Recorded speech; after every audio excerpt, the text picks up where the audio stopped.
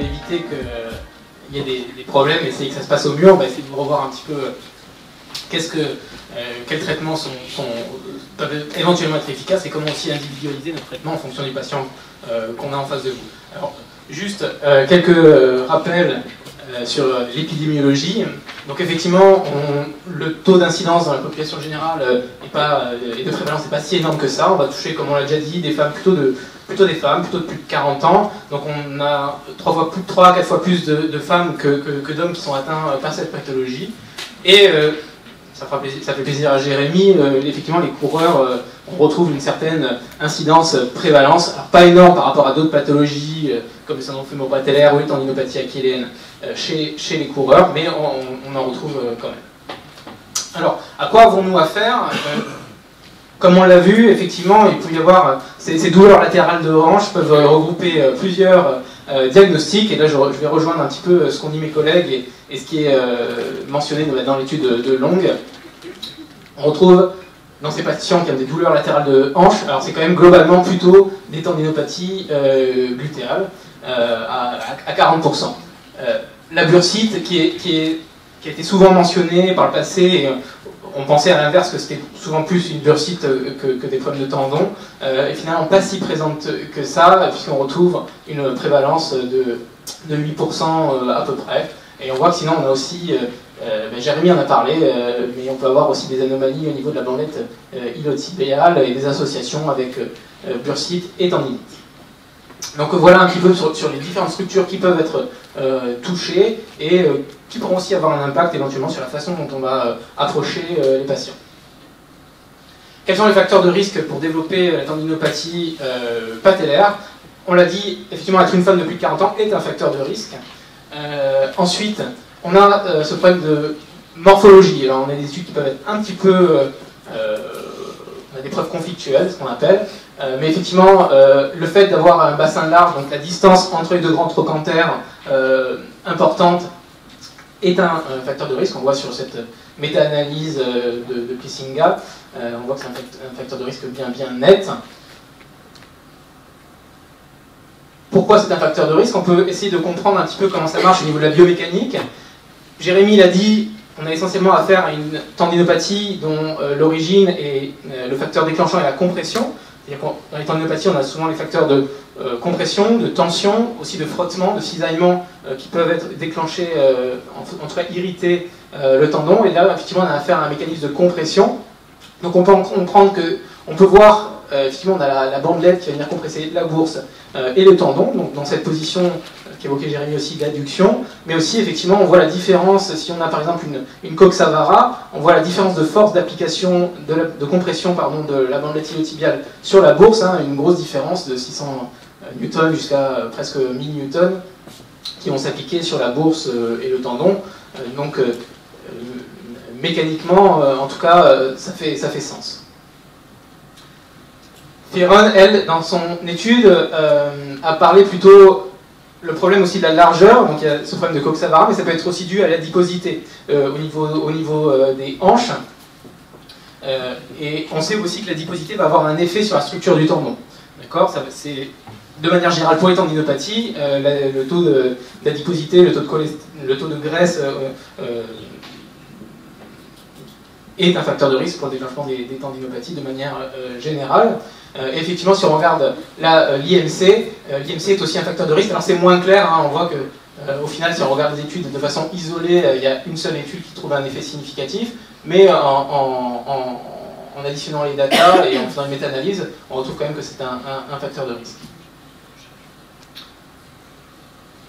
D'autres éléments sur sous-charge, donc là on a tous les travaux d'Arnowski qui montrent un petit peu l'effet de ces deux mécanismes sur les tendons, donc Jérémy a parlé, quand on fait trop vite, c'est souvent ça qui est un déclencheur de tendinopathie ou de pathologie musculo-squelettique en général. Il faut aussi penser que le défaut de charge est un facteur de risque dans les tendinopathies, puisque une absence de contrainte au niveau du tendon va en fait créer une apoptose au niveau des ténocytes.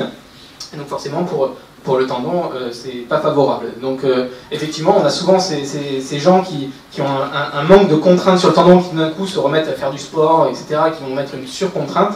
Et là donc on a une bombe pour le tendon. Pour ce qui concerne les facteurs biomécaniques, c'est un peu plus compliqué. On n'a pas d'études, en tout cas suffisamment de bonnes études, d'études prospectives qui nous permettent de dire que c'est vraiment un facteur de risque. Mais effectivement, je vais revenir un petit peu sur ce qu'a dit Jérémy. Là, je montre la course à pied, mais ça peut être pareil pour la marche. Donc on a ces deux coureurs. Et sur le premier, à gauche, on voit effectivement ce facteur d'adduction de hanche, donc la chute du bassin, qui va entraîner effectivement l'adduction du hanche, éventuellement aussi la rotation interne fémorale. Et on a cet autre facteur sur le patient de droite, qui est ce qu'on appelle l'overstride, c'est-à-dire l'impact qui va se faire très en avant de la projection du centre de gravité, qui en fait va augmenter les contraintes au niveau du genou et aussi au niveau de la hanche, une contrainte passive, donc les moments externes qui vont s'appliquer, de force qui vont s'appliquer au niveau du genou et au niveau de la hanche. On peut aussi vendre ça aux patients que c'est un facteur diminuant de la performance. Donc ça pourrait être intéressant. On va voir ce qu'on peut proposer sur ce genre de patients. Effectivement, l'impact devrait être, au sol devrait être beaucoup plus proche de la projection du centre de gravité. Quelles sont les conséquences de ces tendinopathies? En fait, elles sont assez importantes. Tendinopathie glutéale, on parle souvent de l'arthrose de hanche, mais en fait, l'absence au travail chez les gens qui ont une tendinopathie glutéale est plus importante que les gens qui souffrent d'arthrose. Pour ce qui concerne la douleur, la fonction et la qualité de vie, on va avoir des résultats similaires aux patients arthrosiques. Il faut savoir que de manière générale, l'incidence des tendinopathies est supérieure à l'incidence de l'arthrose. On a une diminution significative de la qualité de vie, et souvent, là on parlait un petit peu de la course à pied, et souvent c'est vrai qu'on parle des tendinopathies par rapport en lien avec la pratique sportive, mais en réalité on a des données qui nous disent que en fait, seuls 30% des tendinopathies sont liées à la pratique du sport. Donc il y a tout un champ d'autres personnes qui peuvent souffrir de tendinopathies, et probablement que les traitements vont être aussi un petit peu différents pour ces différentes populations. Donc on va discuter un petit peu maintenant des facteurs associés, c'est-à-dire des déficits qu'on va rencontrer chez ces patients souffrant de tendinopathie. Donc là on avait les facteurs de risque, et là on va voir les facteurs associés, c'est-à-dire qui sont présents en même temps que la pathologie, pas forcément avant. On a un déficit qui est retrouvé de force musculaire de l'abduction homolatérale, mais aussi des abducteurs contralatérales de façon significative. La taille de l'effet est bien sûr beaucoup plus importante pour les homolatérales. Par contre, il n'y avait pas de différence sur les différentes études. Il y a plusieurs études qui ont évalué ces paramètres sur la rotation interne, la force de rotation interne, de rotation externe et d'adduction. Donc là, on parle de la force, et ensuite on a aussi ce qui concerne l'activation musculaire. Donc, ce sont deux choses différentes. Et on va regarder ce qui se passe dans cette étude. Ils ont regardé ce qui se passait au niveau de la marche. Et globalement, on va retrouver ça. Alors, je simplifie un peu les choses parce que les résultats de l'étude sont un tout petit peu plus compliqués que ce que je vais vous présenter. Mais globalement, ce qu'on retrouve, c'est qu'en fait, chez les gens qui ont une tendinopathie, l'activation est bien plus importante, significativement plus importante que chez les gens, chez le groupe contrôle qui n'a pas de tendinopathie. Donc c'est un petit peu comme si le corps essayait de compenser la faiblesse en essayant d'activer beaucoup plus le muscle. Donc là, c'est sur le petit fessier, vous voyez, et on retrouve en gros la même chose sur le moyen fessier. Mais ce qu'on voit aussi, c'est qu'on a une activation plus importante, mais par contre, au final, ça s'arrête plus vite par derrière. Tandis qu'on a un schéma qui est un petit peu plus varié pour l'activation du moyen fessier. On pourrait discuter un petit peu de cette variabilité dans les schémas d'activation, qui est quelque chose qu'on retrouve et qui semble être assez important, justement. Ces variations, cette variabilité dans le mouvement, dans les schémas d'activation, semble être peut-être un facteur protecteur, puisque ça permet de répartir un peu différemment les contraintes. J'ai parlé du petit fessier et du moyen fessier. Ils ont évalué aussi d'autres muscles, mais donc le TFL, grand fessier, etc., mais on ne retrouvait pas forcément ces différences. Donc ça, c'est l'activation musculaire.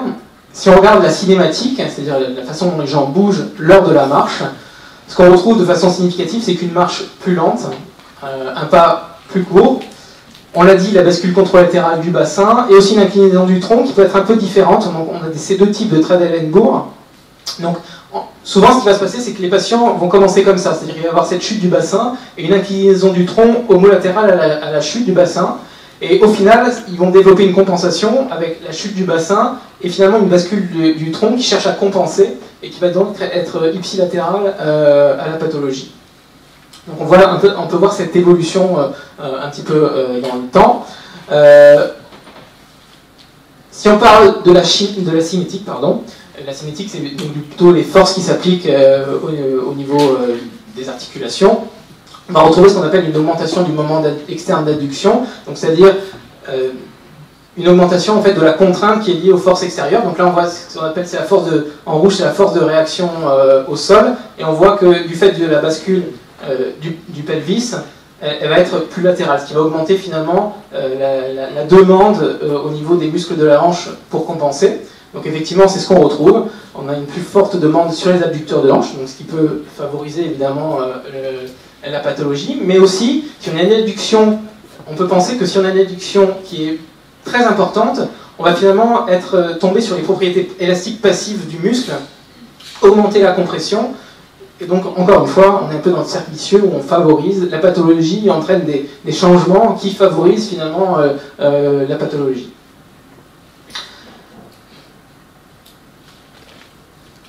On retrouve, je ne l'ai pas mentionné là, mais on retrouve exactement les mêmes choses, les mêmes schémas dans les études qui ont été faites par le même groupe de recherche. On retrouve exactement la même chose pour ce qui est la montée et descente des escaliers. Toujours cette augmentation de l'adduction, augmentation du moment externe d'adduction et aussi du moment interne du coup d'abduction. Donc là on a un exemple parfait d'une patiente où on peut voir un peu tout regroupé sur un test de step-up. Donc elle compense avec le bassin qu'elle essaye de basculer plus à droite et le tronc qui penche d'abord voilà, en contralatéral et tombe, elle n'arrive pas à stabiliser. Donc c'est assez... on voit un petit peu tous les mécanismes de compensation qu'on peut imaginer chez cette patiente. Donc si on peut résumer un petit peu les choses, on a plusieurs éléments qui vont être associés, favorisés ou associés aux tendinopathies glutéales, ou le terme qu'on retrouve plus actuellement dans la littérature qui permet d'englober tous les différents diagnostics, c'est les douleurs, le syndrome douloureux du grand trochanter. Donc on a des éléments de structure, des éléments neuromusculaires, que ce soit l'activation ou la force musculaire, potentiellement l'impact de l'IMC, des éléments biomécaniques. On a aussi des éléments, on a vu qu'il y avait des implications au niveau social, et cet élément de la charge qui est appliqué. Donc on voit l'interaction, donc on a la charge, structure et l'IMC qui peuvent être des facteurs de risque, comme on a pu le voir. Et on retrouve ensuite tous ces éléments associés. Alors, ce qui est intéressant de voir, donc là, on voit tous ces éléments séparément, mais c'est que globalement, si on prend tous ces éléments, bah finalement, globalement, ils vont tous interagir les uns entre les autres aussi. Et donc, ça va être nous aussi, dans l'examen clinique, à devoir démêler un petit peu toutes ces interactions, quels sont les facteurs prédominants, et comment on va aborder le patient en fonction des éléments qu'on retrouve chez le patient qui est en face de nous. Donc, quelles options de traitement a-t-on en tant que kinésithérapeute? Du coup, on peut avoir de l'éducation, du conseil, on peut avoir du renforcement musculaire, on peut avoir des modifications du mouvement, on peut proposer différents adjuvants, ondes de choc, tape ou autres, et on peut proposer aussi des techniques de thérapie manuelle. Donc ça, c'est un peu les outils qu'on a à notre disposition en tant que rééducateur. On va essayer de regarder un petit peu ces différents éléments et les preuves qu'on a d'efficacité de ces différents traitements.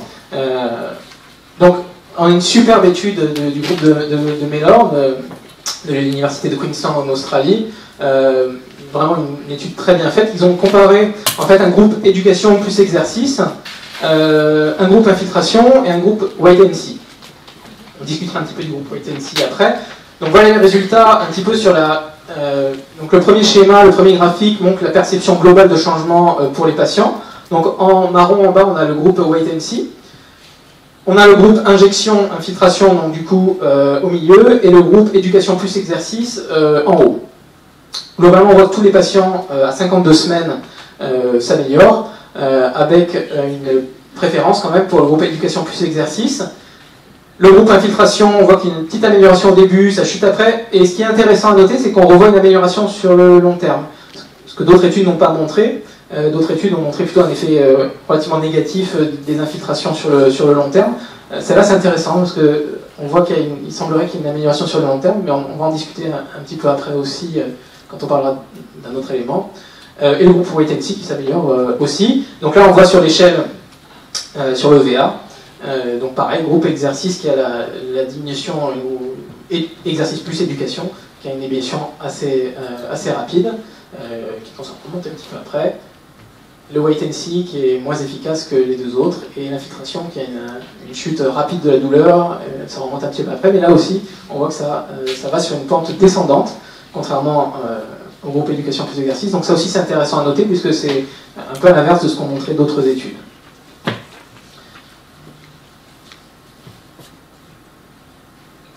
Il y avait des mesures secondaires qui étaient liées à la douleur et à la fonction dans cette étude. Ça c'est juste les mesures de résultats primaires principales que je vous mentionne.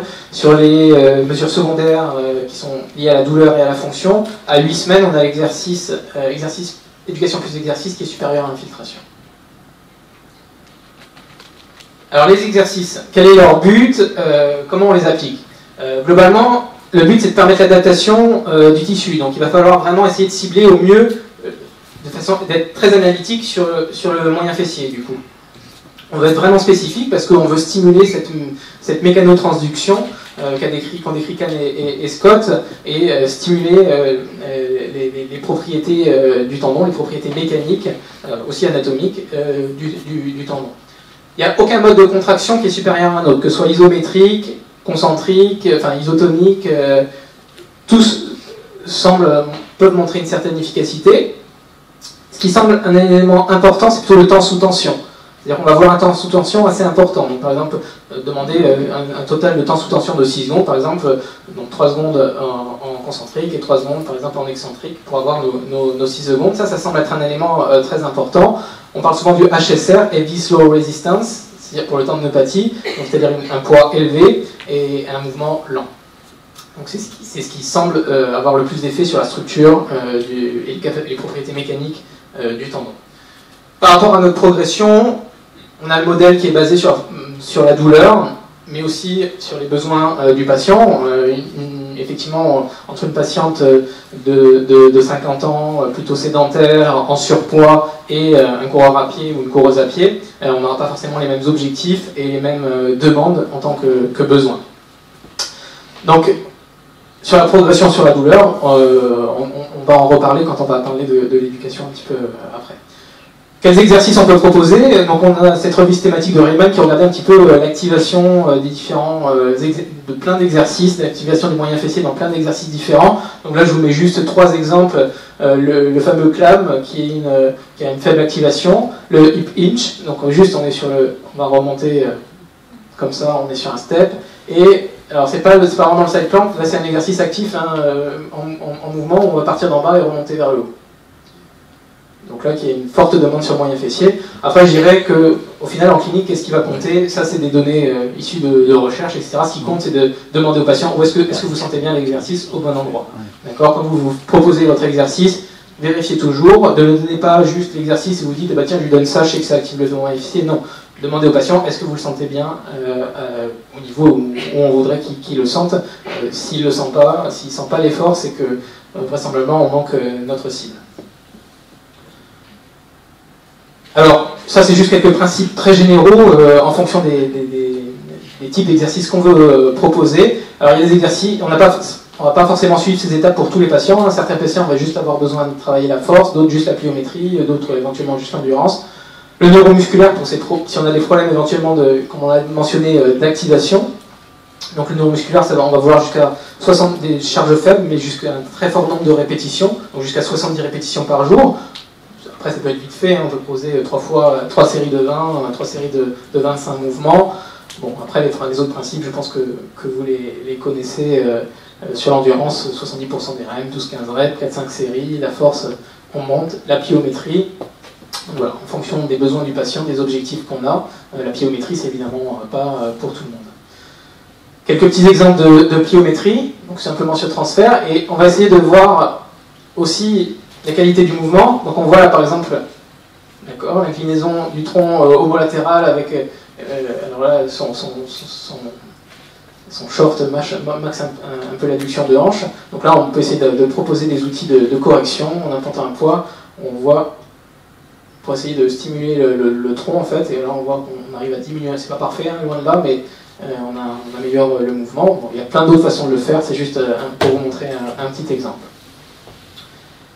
Ces exercices, on avait vu sur l'étude de Mellor qu'il y avait quand même éducation plus exercice, efficacité, oui mais. On a cette autre étude qui est pas mal faite et qui inclut des personnes, on va dire qui ressemblent un peu plus à ce qu'on retrouve en cabinet. L'étude de Mellor, ils avaient vraiment ciblé, ils avaient exclu tous les patients qui avaient des comorbidités, c'est-à-dire par exemple de l'arthrose de hanche, des pathologies lombaires, c'était vraiment que le tendon. Là, on a des patients qui peuvent avoir des comorbidités, on a vu qu'il y a au moins jusqu'à 20-30% des patients qui peuvent avoir par exemple des pathologies lombaires, mais d'autres qui peuvent présenter aussi des pathologies au niveau de la hanche. Et finalement, dans cette cohorte de patients, donc il y avait deux groupes, un groupe qui proposait un protocole d'exercice, dont on peut discuter un tout petit peu de la qualité, mais qui n'est pas si mal que ça quand même, et un autre groupe qui faisait des exercices qui ne ciblaient pas du tout le fessier, qui était on va dire bidon. Et on voit que dans ce cas-là, en fait, il y a quand même 50% de la cohorte qui n'a pas eu d'amélioration. Alors au final, quand on groupe tous les résultats, il y a quand même une amélioration, mais malgré tout, il faut noter ça. Hein, 50% des patients n'ont pas eu d'amélioration, et surtout, on a des résultats similaires dans les deux groupes. Si on prend l'analyse en intention de traiter, c'est-à-dire si on inclut tous les patients de l'étude, on a des résultats similaires entre faux exercices et exercices plus spécifiques.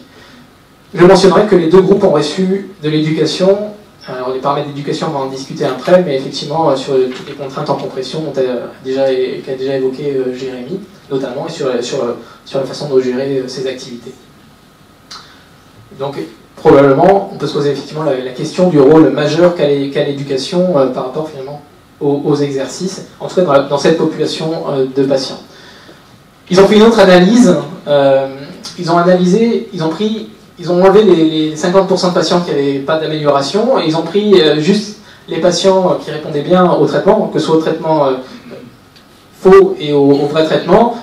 Et dans ces patients-là, effectivement, ils retrouvaient quand même de meilleurs résultats avec le protocole d'exercice. En tout cas, ça nous pose question. Voilà, il faut quand même se rappeler que ça pose la question de la présence de sous-groupes de patients. Peut-être certains patients ne vont pas répondre bien aux exercices. Donc, ce n'est pas forcément efficace pour tous les patients. Et donc, ça va être important, évidemment, d'individualiser notre traitement. Et on va voir qu'on a d'autres choses que juste les exercices du moyen fessier à proposer dans ce cas-là. Quand on parle d'éducation, qu'est-ce que ça veut dire? C'est expliquer.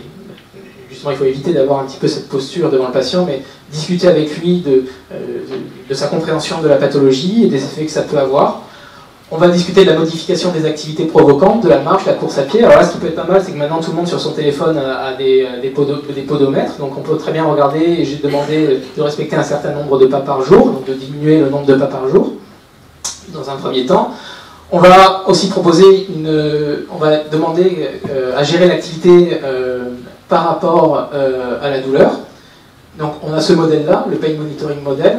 Donc on va autoriser une certaine quantité de douleur, on va dire entre 0 et 2, c'est-à-dire que, bon, écoutez, vous avez, je prends le cas de quelqu'un qui marche, vous avez marché, vous avez fait par exemple 3000 pas dans la journée, vous n'avez pas de douleur, pas de problème. La fois suivante, vous refaites une session de marche, vous pouvez augmenter votre quantité de marche.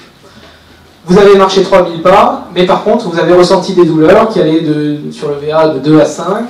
Les douleurs ont duré un petit peu, après ça a duré pendant 2-3 heures, vous les avez senties, bon, après c'est passé. On va dire que c'est une douleur acceptable, mais par contre, dans ces cas-là, on conseille aux patients, ok, vous étiez à 3000, vous avez eu cette réponse symptomatique, vous restez à 3000. Vous ne diminuez pas, mais vous restez à 3000. Si par contre, on a une quantité élevée de douleurs, que les douleurs ont persisté la journée, pourquoi pas la nuit, et même le lendemain, on ne va pas dire à la patiente d'arrêter de marcher, mais on prenait comme référence les 3000 pas, mais on va lui demander de diminuer un petit peu ses pas de passer par exemple à 1500 pas dans la journée. Donc on va essayer de gérer et apprendre à la patiente à gérer ses activités par rapport à ce modèle-là. On va revenir sur la compression et on va demander aux patients d'éviter toutes les postures provoquant la compression. Donc on va, toutes les postures de ce style-là, jambes croisées, les étirements à éviter. tous ces genres de postures. Là on revient à ce que disait Jérémy, la position d'adduction, rotation interne, ce genre de position-là. Aussi allongé sur le côté, cela, on va recommander d'être plutôt au patient allongé sur le dos, éventuellement de mettre un coussin sous les genoux. Et s'ils veulent se mettre sur le côté, alors là c'est le côté symptomatique, hein. On voit qu'il peut y avoir le cas où si on s'allonge sur le côté symptomatique, ça va créer la compression, mais si on s'allonge du côté asymptomatique, on peut aussi avoir de la compression par ce mécanisme d'adduction. Donc on peut conseiller de mettre un coussin entre les jambes. Donc voilà quelques idées pour réduire les mécanismes de compression. Alors l'éducation, je reviens un petit peu à l'étude de Mellor et al. Dans le sens où en fait tous les groupes, alors ils ont dit que ce groupe c'était l'éducation plus exercice, sauf qu'en réalité tous les groupes ont reçu de l'éducation.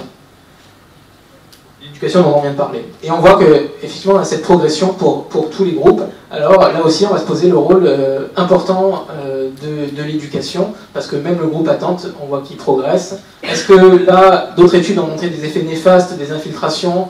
Là on voit qu'on a une tendance à la progression. Est-ce que c'est le fait de l'éducation ou pas? Question, il faudrait évaluer ça plus sérieusement.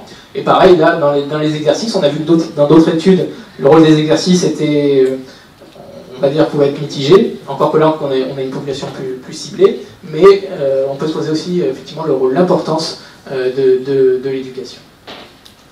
Donc on a parlé d'exercice, d'éducation. On va pouvoir aussi parler de la modification du mouvement. On a vu qu'on peut avoir des modèles biomécaniques qui peuvent agir. Alors pourquoi? On pourrait dire, ok, il court, il a cette adduction de hanche, due à une faiblesse du moyen fessier, et c'est vrai, probablement, on retrouve cette corrélation. Par contre, ce qu'on sait, c'est qu'en renforçant le moyen fessier, on ne modifie pas les cinématiques de la course à pied. C'est-à-dire que ça ne se transfère pas, le renforcement ne se transfère pas à la cinématique, à la technique de course à pied.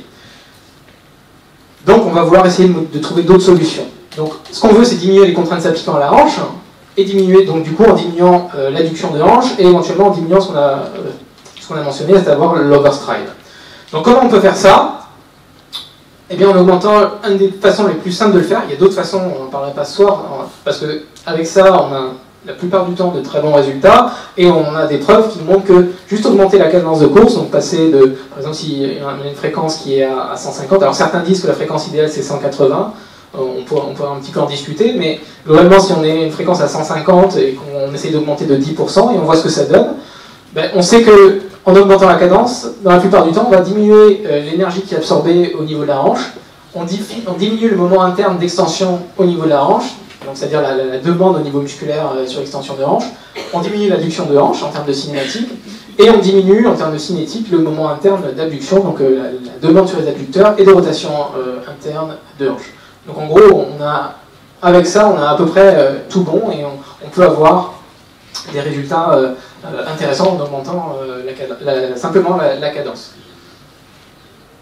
Donc attention, ça doit se faire, quand on propose ces augmentations de cadence, ça doit se faire de façon très progressive. On n'augmente pas plus de 10%. D'accord?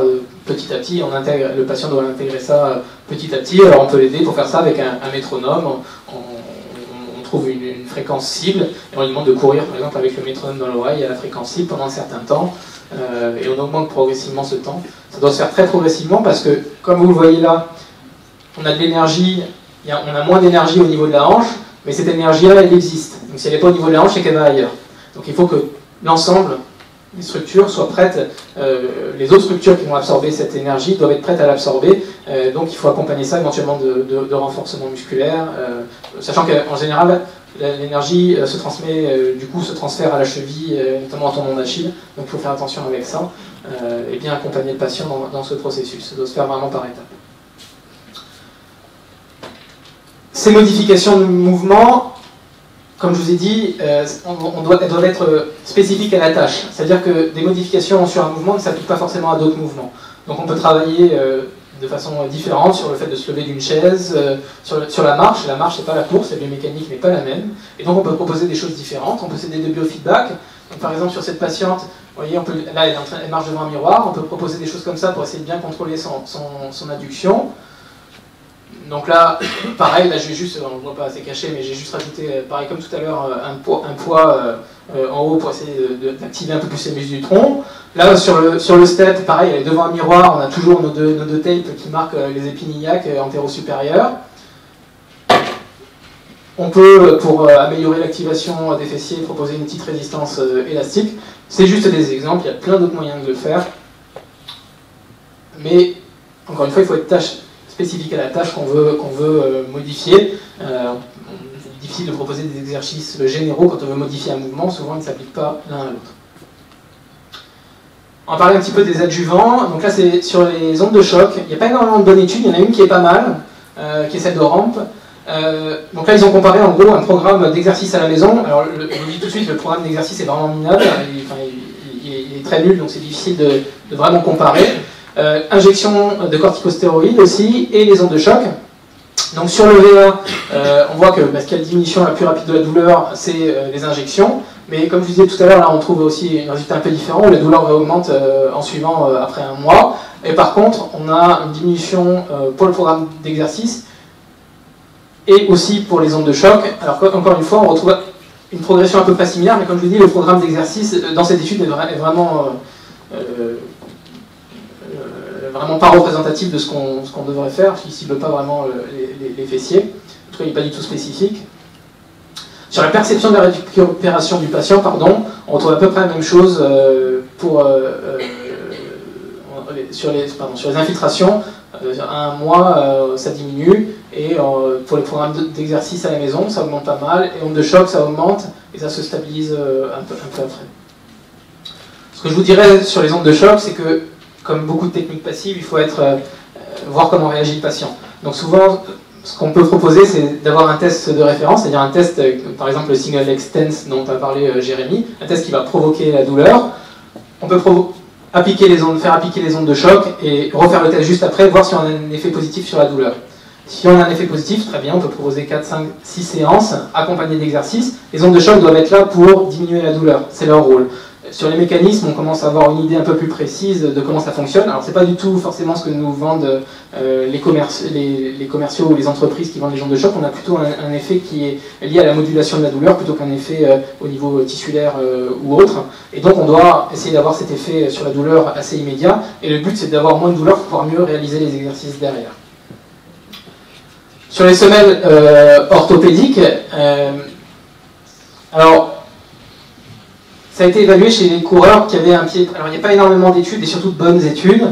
Ça a été évalué essentiellement chez les coureurs, mais qui du coup avaient un pied pronateur. Donc on peut difficilement appliquer les résultats de cette étude chez les coureurs qui n'auraient pas cet élément-là. Donc ce qu'on voit, c'est qu'au niveau biomécanique en tout cas, au niveau de la cinématique, on a une réduction de l'adduction de hanche lors de la phase d'appui. Et par contre, on n'a pas de réduction du moment de rotation externe de hanche, donc sur l'application des forces. Et si l'effet est statistiquement significatif, la différence est que de 1 degré en réalité. Donc cliniquement, attention. Cette étude est en plus réalisée sur des sujets jeunes et sportifs. Ce ne sont pas des sujets symptomatiques, des sujets qui avaient 25 ans, qui avaient un IMC de 23, ce qui n'est pas forcément complètement représentatif de la population qu'on peut rencontrer avec une tendinopathie glutéale. En tout cas, ça peut avoir le coup. On voit qu'on a quand même cette modification, donc pourquoi pas essayer. Et encore une fois, on doit essayer d'avoir un effet relativement rapide sur la douleur. Donc en fait, dans cette étude, ils ont appliqué en fait une semelle avec une correction de la pronation sur la longueur du pied.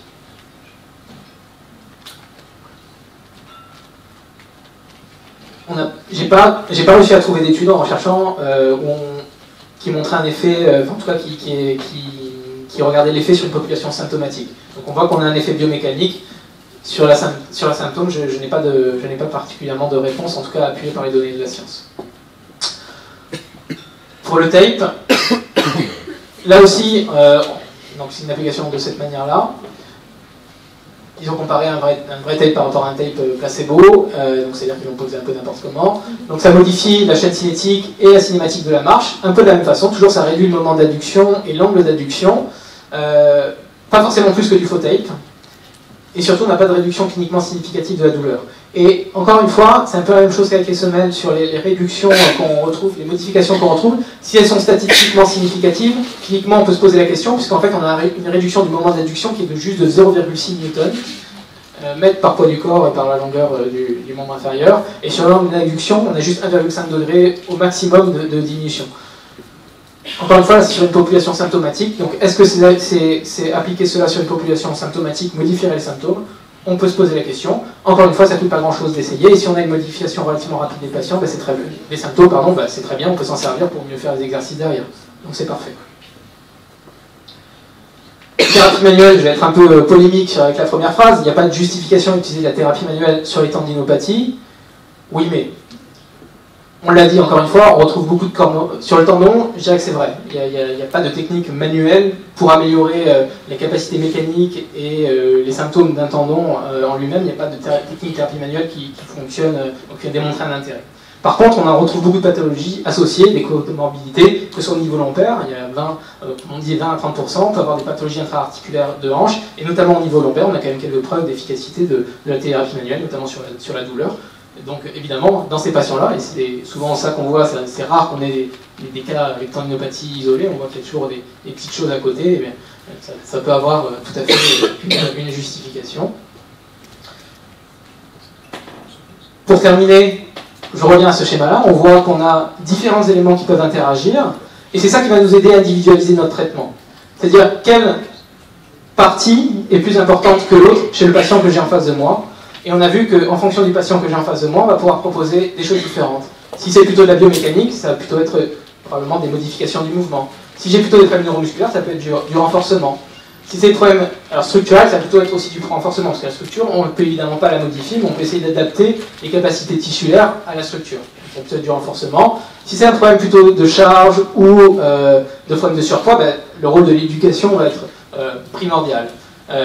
Bon, sur les facteurs sociaux, là c'est un peu plus difficile, c'est pas forcément notre métier d'interagir sur ces paramètres-là, mais ça n'empêche pas d'en discuter et éventuellement de référer aux professionnels de santé compétents pour cela. Donc au final, je vous remercie beaucoup de votre attention et je répondrai avec plaisir à vos questions.